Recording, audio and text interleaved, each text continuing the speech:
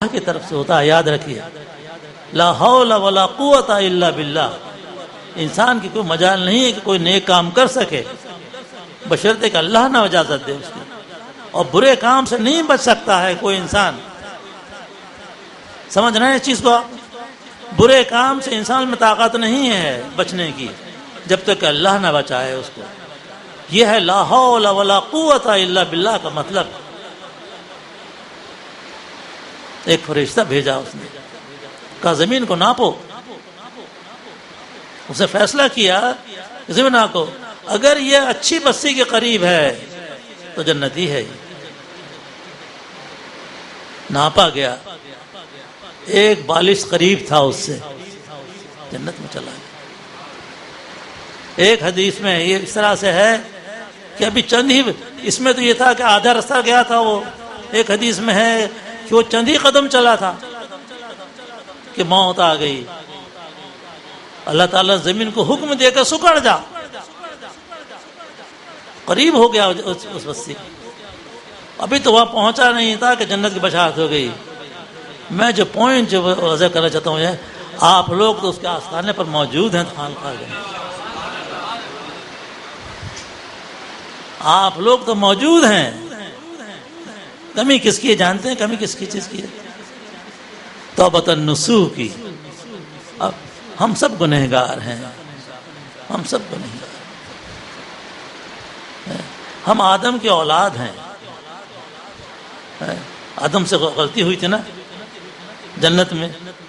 آج کیوں ہم اس کرۂ زمین پر کیوں ہیں؟ ہم ہیں جد اکرم ہمارے نکالے گئے جنت سے. اللہ کی نافرمانی کی تھی. ہم بھی بڑے نافرمان ہیں، لیکن اللہ تعالیٰ نے کیا سبق سکھایا ہم کو؟ ربنا ظلمنا انفسنا وان لم تغفر لنا وترحمنا لنكونن من الخاسرین. یا اللہ ہم نے اپنی جانوں پر بڑا ظلم کیا ہے. یہ الفاظ کس نے سکھائے بھلا بتاؤ؟ یہ الفاظ کس نے سکھائے؟ آدم کو، ہمارے جد اکرم کو یہ الفاظ کس نے سکھائے؟ ربنا ظلمنا، کہ ان سے منہ سے ادا ہوئے یہ ربنا ظلمنا. کس نے سکھایا؟ کہ آدم میں قوت موجود تھی بولنے کی؟ کہ یہ خیالات کی ان میں طاقت موجود تھی خیال کی؟ نہیں. وہ کریم بڑا رحیم ہے نا، بڑا کریم ہے، رحیم ہے. اس لیے اگر آپ کو بھی یہاں بھیجا ہے نا، بڑا کرم ہے اس کا، بڑا کرم ہے اس کا کہ آپ ایک ولی کے آستانے پر موجود ہیں. کون سا ولی؟ دیکھیے ایک اور حدیث میں اللہ تعالیٰ فرماتا ہے من عادى لي وليا فقد آذنته بالحرب. جو میرے ولی سے بغض رکھتا ہے میں اس کے خلاف اعلان جنگ کرتا ہوں. آپ دیکھ رہے ہیں آج کل کیا ہو رہا ہے دنیا میں، اس شہر کراچی میں کیا ہو رہا ہے. کیا ولی کے آستانے سیف ہیں؟ بڑے فتنوں کا دور ہے، یہ بڑے فتنوں کا دور ہے. حضرت امام عسکری رضی اللہ تعالیٰ عنہ عراق کے اندر ان کے مزار شریف کے اوپر بم پھینکا گیا. سوچئے 1400 سال تک کبھی ایسا نہیں ہوا. کیسے عجیب ہے، کیسا عجیب وقت ہے یہ. تو میرے مقصد کا مقصد یہ ہے اپنے کو، اپنے گھر والوں کو اس یہ جو عقیدے ہیں 1400 سال تک جن پہ ہمارے اجداد نے کسی نے کچھ نہیں کیا، ہر کیوں رہے. آج ہم سے کہا جاتا ہے یہ کہ سب شرک ہے، یہ سب بدعت ہے، یہ سب کچھ ہے. بچائیے اپنے آپ. تیسری چیز جو میں ظاہر کرنا چاہتا ہوں وہ یہ ہے، یہ یقین تو ہو گیا. میں اللہ تعالیٰ سے دعا کرتا ہوں کہ میں خود بڑا گنہگار، سیاہکار، بدترین مخلوق ہوں. میں بخدا یہ آپ ہاتھ چومتے ہیں، مجھے بڑی شرم آتی ہے بخدا. مگر وہ جو ایک حوالہ شرف کا ہوگا سمجھ نا کہ جب تک بکا نہ تھا کچھ بھی نہ تھا. میں جب تک میں بکا نہ تھا کچھ بھی نہ تھا. دیکھیے میں بتاؤں آپ کو، حقیقت بتاتا ہوں. ابو بکر صدیق کون تھے؟ کوئی جانتا بھی نہ تھا انہیں. مکہ شریف میں رہتے تھے نا، کچھ نہیں. ان کی اسپیشلٹی جو کیا تھی، جینیالوجی تھے. یہ لوگوں کے حسب نسب رکھتے تھے وہ. لیکن آج صدیق کہلاتے ہیں. یہ کہاں سے ملا انہیں؟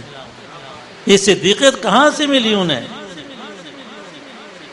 جب حضور کو معراج ہوئی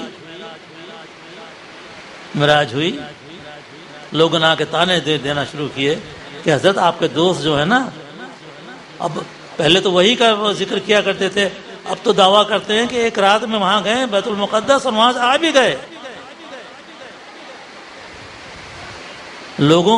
کچھ لوگ تھے ایسے مسلمان جن کا ایمان کمزور تھا، متزلزل ہو گیا. لیکن جانتے ہیں صدیق نے کیا کہا؟ اگر حضور نے فرمایا ہے تو سچ ہے. اگر حضور کے لب مبارک سے یہ الفاظ نکلے ہیں کہ میں نے بیت المقدس گیا ہوں، میں وہاں سے اسی رات واپس آیا ہوں، تو بالکل سچ ہے. یہ صدیق ہو گئے. عمر فاروق کو جانتے ہیں؟ یہ وہ شخص تھے جو حضور کو شہید کرنے نکلے تھے. پتا ہے نا آپ؟ ایک مرتبہ حضور ہاتھ پکڑے ہوئے کھڑے تھے، پوچھا اے عمر بتاؤ تمہیں کیا چیز سب سے زیادہ کیا چیز عزیز ہے؟ سوچنے لگے، یا رسول اللہ مجھے اپنی جان عزیز ہے. آپ نے تأمل کیا، فرمایا عمر کوئی مومن نہیں ہو سکتا اگر اس کے دل میں میری محبت اپنی جان سے زیادہ نہ ہو. قرآن کیا فرماتا ہے؟ الاولی بالمؤمنین من انفسہم وازواجہم امہاتہم. نبی جو ہیں، یہ قرآن کریم ہے نا. آج کل منکرین حدیث تو یہ بھی کہتے ہیں کہ صاحب حدیث جو ہے وہ بڑی وہ بات کی گڑھی ہوئی ہیں، ہم تو قرآن کو فالو کریں گے، ہم تو قرآن کو جانتے ہیں. مگر قرآن میں اللہ تعالیٰ کہ النبی اولا بالمؤمنین من انفسہم، سمجھے نا، کہ تمہاری جان سے زیادہ تمہارے عزیز ہیں. کون؟ نبی تمہارے زیادہ عزیز ہیں. تھوڑی دیر کے بعد عمر فرماتے ہیں یا رسول اللہ آج سے آپ مجھے اپنی جان سے زیادہ عزیز ہیں. حضور کے وصال کے بعد جب یہ خیال آتا تھا تو روتے تھے، یہاں تک داڑھی جو تھی آنسوؤں سے تر ہو جاتی تھی. کہتی یا اللہ میں نے کیسے حضور سے یہ کہہ دیا کہ میری جان آپ سے زیادہ عزیز ہے. عثمان غنی رضی اللہ تعالیٰ عنہ غنی تھے، کہاں سے ملا؟ دیکھیے میاں صاحب نے اپنی کتاب میں واقعہ لکھا ہے. ایک سائل آیا، اسے 200 درہم 200 روپے چاہیے تھے. آپ نے خط لکھ دیا اس کو، جاؤ اللہ کے نام پر اس کو 200 روپے دے دو، جاؤ عثمان کے پاس.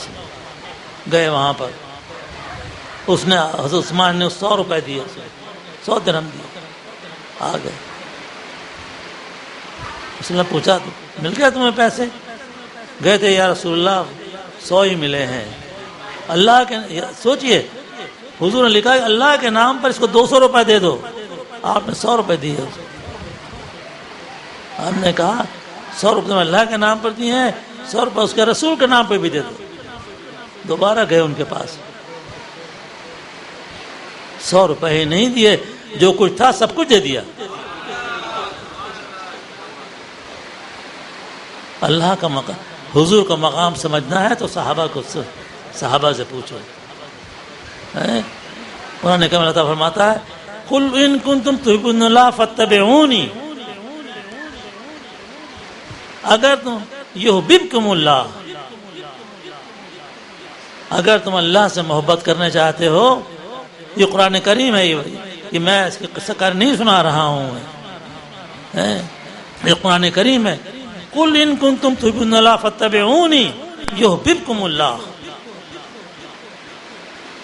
اگر تم اللہ سے محبت کا دعویٰ کرتے ہو تو میری اتباع کرو. اللہ تم سے محبت کرے گا.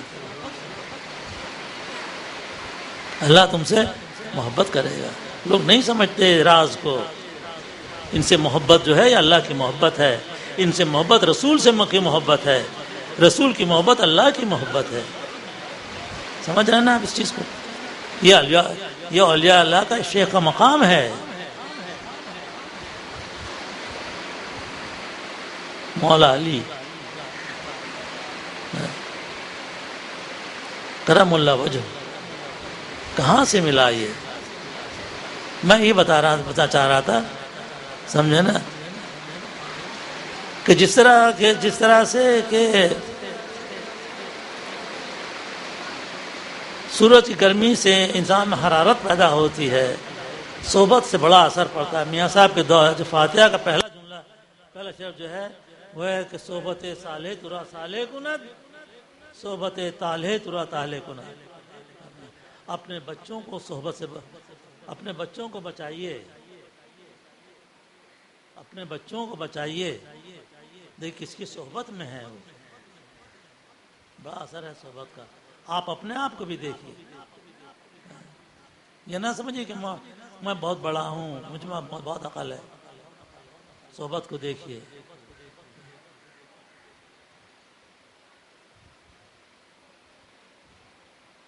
تیسری چیز جو میں واضح کرنا چاہتا ہوں، میاں صاحب کو حکم ہوا اپنے پیر و مرشد کی طرف سے کہ اولیاء اللہ کے جو سینوں کے راز ہیں، شریعت تو بالکل ٹھیک ہے، بالکل ہے، کوئی اس میں اسرار نہیں ہے، کوئی راز نہیں ہے، لیکن طریقت، حقیقت و معرفت جو ہے، جو کہ خانقاہوں میں پیر و مرشد دیا کرتے ہیں، اس میں کچھ راز ہیں. مرشد میں تمام عبادات کا جانتے ہیں مقصد کیا ہے.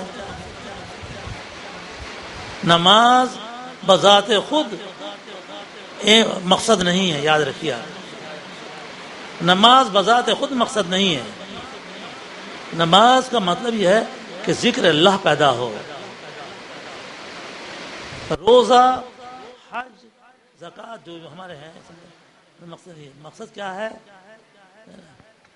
ایک مرتبہ سرکار دو صلی اللہ علیہ وسلم بیٹھے ہوئے تھے. عمر ابن خطاب رضی اللہ تعالیٰ عنہ سے ایک روایت ہے کہ ایک شخص آیا براق کپڑے پہنے ہوئے، سفید سیاہ بال، اور آ کر حضور کے پاس بیٹھ گیا. جس طرح سے کہ ایک مرید پیر کے سامنے بیٹھتا ہے، اپنے گھٹنے سے گھٹنے ملا دیے، ہاتھ رکھ دیے. یا رسول اللہ. لوگ دیکھ رہے ہیں کہ یہ شخص کون ہے، کیونکہ جب آتا ہے کوئی شخص ریگستان میں دھول ہوتی ہے، اس میں میلے کپڑے ہوتے ہیں اس کے، یا اس کو پہچانتا کوئی پہچانتا نہیں تھا وہ کون ہے. پوچھا یا رسول اللہ اسلام کیا ہے؟ آپ نے بتایا تم گواہی دو کہ اللہ ایک ہے، میں اس کا رسول ہوں. 5 وقت کی نماز پڑھو، روزہ رکھو، 1 ماہ کا روزہ رکھو، زکوٰۃ دو، حج کرو، جو ہمارے ارکان ہیں. صدقتا یا رسول اللہ. بالکل آپ نے کہا. لوگوں نے حیرت کیونکہ سوال بھی پوچھتے ہیں اور پھر اس کی تائید بھی کرتے ہیں کہ آپ نے سچ کہا. پوچھا ایمان کیا ہے؟ کہا آمنت باللہ و ملائکتہ و کتبہ و رسلہ والیوم الآخر والقدر خیرہ و شرہ من اللہ تعالی. اللہ پر ایمان لاؤ، اس کی کتابوں پر ایمان لاؤ، اس کے رسول پر ایمان لاؤ، اور اس پر ایمان لاؤ کہ تقدیر پر اپنے ایمان لاؤ، اور خیر و شر اللہ نے پیدا کیا. پھر سوال کرتے ہیں، کہتے صدقتا یا رسول اللہ، آپ صحیح کہا. پوچھتے ہیں احسان کیا ہے؟ کہا احسان یہ ہے کہ تم اس طرح عبادت کرو گویا اللہ کو دیکھ رہے ہو، اور اگر تم نہیں دیکھ پاتے تو کم سے کم یہ یقین ہونا چاہیے کہ اللہ تو تمہیں دیکھ رہا ہے.